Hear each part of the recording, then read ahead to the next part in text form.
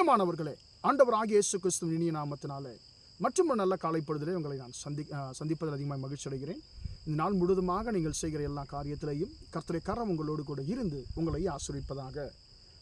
ஒரு வசனத்தை நாம் வாசிக்கலாம். யோசுவாவின் புஸ்தகம் 10ஆம் அதிகாரம் 14ஆம் வசனத்தை நான் உங்களுக்காக வாசிக்கிறேன். இப்படி கர்த்தர் ஒரு மனிதனுடைய சொல் கேட்ட அந்நாளையொத்த நாள் அதற்கு முன்னும் இல்லை, அதற்கு பின்னும் இல்லை. கர்த்தர் இஸ்ரவேலுக்காக யுத்தம் பண்ணினார். அன்பானவர்களே, இந்த வசனத்தில் நாம் பார்க்கிறோம், கர்த்தர் ஒரு மனிதனுடைய சொல்லை கேட்ட அப்படிப்பட்ட நாள் அதற்கு முன்னும் இல்லை, அதற்கு பின்னும் இல்லை என்று சொல்லி நாம் வாசிக்கிறோம். அன்பானவர்களே, வழக்கமாக நாம் கேட்டிருக்கிறோம், நாம் கர்த்தருக்கு கீழ்ப்படிய வேண்டும், நாம் கர்த்தருக்கு கீழ்ப்படிய வேண்டும் என்று சொல்லி. ஆனால் இங்கே நாம் வாசிக்கிறோம், ஒரு மனுஷனுக்கு கர்த்தர் கீழ்ப்படிந்தாராம். ஒரு வித்தியாசமான, ஒரு ஆச்சரியமூட்டக்கூடியதான ஒரு வசனம் இல்லைங்களா? கர்த்தருக்கு நாம் கீழ்ப்படியணும் என்று சொல்லி நாம் கேட்டிருக்கிறோம், நாம் நிறைய வசனங்களை வாசித்திருக்கிறோம். ஆனால் இங்கே கர்த்தர் ஒரு சாதாரண ஒரு மனுஷனுக்கு கீழ்ப்படிந்ததாக, அந்த மனுஷனுடைய சொல்லை கேட்டதாக நாம் வாசிக்கிறோம். அன்பானவர்களே, ஏன் கர்த்தர் யாருக்கு கீழ்ப்படிந்தாரா? இங்கே நாம் பார்க்கிறோம், யோசுவா என்கிறதான ஒரு மனுஷனை குறித்து நாம் வாசிக்கிறோம். இந்த யோசுவா 5 ராஜாக்களோடு அவருடைய சேனைகளோடு யுத்தம் பண்ண வேண்டியதான சூழ்நிலை அவருக்கு ஒரு முறை வருகிறது. அன்பானவர்கள், அப்பொழுது அவர் என்ன செய்கிறார் என்று சொன்னால், அந்த காலத்தில் சாயங்காலம் சூரிய அஸ்தமனத்துக்கு பிறகாக யுத்தம் பண்ண முடியாது, யுத்தம் பண்ணக்கூடாது, அதுதான் யுத்த நெறி. அப்போது என்ன நடக்குது, இவருக்கு ஒரு காரியம் தெரியும், சூரியன் அஸ்தமனமாகிவிட்டால் சத்துருக்கள் தப்பித்து விடுவார்கள் என்று சொல்லி. அப்போது இவர் ஆண்டவரிடத்தில் ஜெபிக்கிறார். ஜெபித்து ஆண்டவரை நோக்கி பேசுகிறார். பேசிவிட்டு சூரியனுக்கும் சந்திரனுக்கும் கட்டளையிடுகிறார், சூரியனே சந்திரனே நீங்கள் தரித்து நில்லுங்கள் என்று சொல்லி. அதாவது என்ன, பொழுது போகக்கூடாது, சூரியன் மறையக்கூடாது என்று சொல்லி அவர் சூரியனுக்கும் சந்திரனுக்கும் கட்டளையிடுகிறார். எனக்கு அன்பானவர்களே, பாருங்க, அதே போல அந்த நாள் முழுவதுமாக சூரியன் அஸ்தமிக்காமல் அப்படியே நடுவானிலே நின்றதாக நாம் பரிசுத்த வேதாகமத்தில் வாசிக்கிறோம்.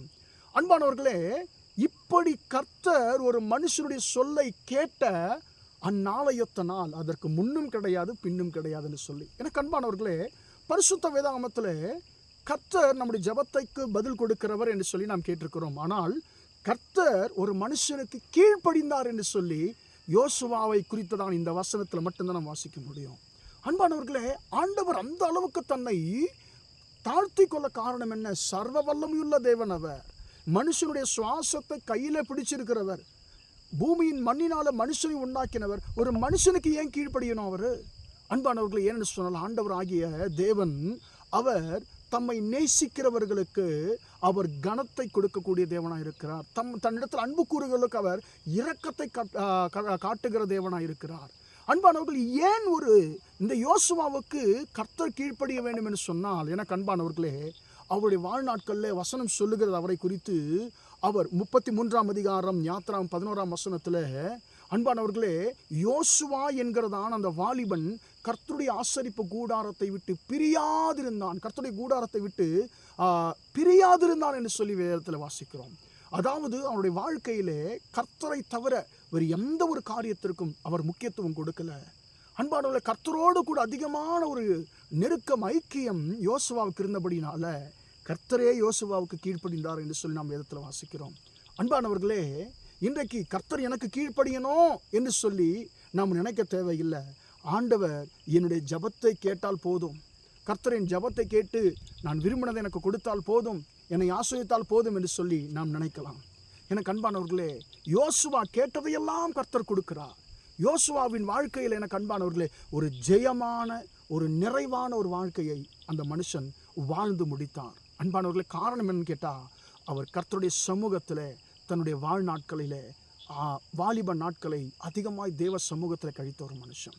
அன்பானவர்கள், இன்றைக்கு நாமும் கூட தேவ சமூகத்தில் கர்த்தரோடு கூட நாம் நேரத்தை செலவிடும் பொழுது நம்முடைய எல்லா விண்ணப்பங்களுக்கும் கர்த்தர் செவிசாய்த்து நம்முடைய எல்லா வேண்டுதல்களையும் கர்த்தர் நிறைவேற்ற வல்லவராக இருக்கிறார். எனக்கு அன்பானவர்களே, எனவே நாமும் யோசுவாவை போல கர்த்தரோடு கூட அதிகமாய் நேரத்தை நாம் செலவிடுவோமா? கர்த்தரோடு கூட ஐக்கியம் கொள்ளுவோம். நிச்சயமாக அப்பொழுது கர்த்தர் நம்மேல் இறங்கி மனமிறங்கி நம்மை ஆசீர்வதிக்க அவர் வல்லவராக இருக்கிறார். ஜெபிப்போமா? இரக்கமுள்ள தகப்பனே, உம்மை நன்றியோடு துதிக்கிறோம், ஸ்தோத்திரிக்கிறோம். இம்மட்டுமாக இந்த வார்த்தைகளை கேட்ட முடிய பிள்ளைகளை ஆசீர்வதியும் ஆண்டவரே. அப்பா, நீர் ஒரு மனுஷனை நேசிக்கும் பொழுது, ஒரு மனுஷன் உம்மோடு கூட ஆண்டவர் ஐக்கியமாக இருக்கும் பொழுது, நீர் அந்த மனுஷனுடைய சொல்லுக்கு சர்வ வல்லவராகிய நீர் கீழ்ப்படிவீர் என்று சொல்லி ஆண்டவர்கள் வேதத்தில் வாசிக்கிறோம். ஆண்டவரே, இன்றைக்கு நாங்களும் ஆண்டவரே உம்மிடத்தில் அதிகமாக நேரத்தை செலவிடும் பொழுது ஆண்டவரே, நீர் எங்களுக்கும் ஆண்டவரே எங்கள் ஜபத்தையும் கேட்கிற தேவனாய் இருக்கிறீர், எங்களை ஆசீர்வதிக்கிற தேவனாய் இருக்கிறீர் என்று சொல்லி ஆண்டவர் எங்களோட பேச முடிக்கிறவைக்கா ஸ்தோத்திரம். நாங்களும் யோசுவாவை போல ஆண்டவரே அப்பா ஸ்தோத்திரம் உடைய சமூகத்தில் நேரத்தை செலவிட ஆண்டவர் உம்மோடு ஐக்கியமாக இருக்க கர்த்தர் கிருபை தருவீராக. இந்த நாள் முழுவதுமாய் உம்முடைய பிள்ளைகளை கர்த்தர் ஆசீர்வதிக்கும்படியாய் இயேசு நாமத்தில் ஒப்பு கொடுத்து ஜெபிக்கிறேன் பிதாவே. ஆமேன், ஆமேன். பிரியமானவர்களே, கர்த்தர் உங்களை ஆசீர்வதிப்பார். Praise the Lord, praise the Lord.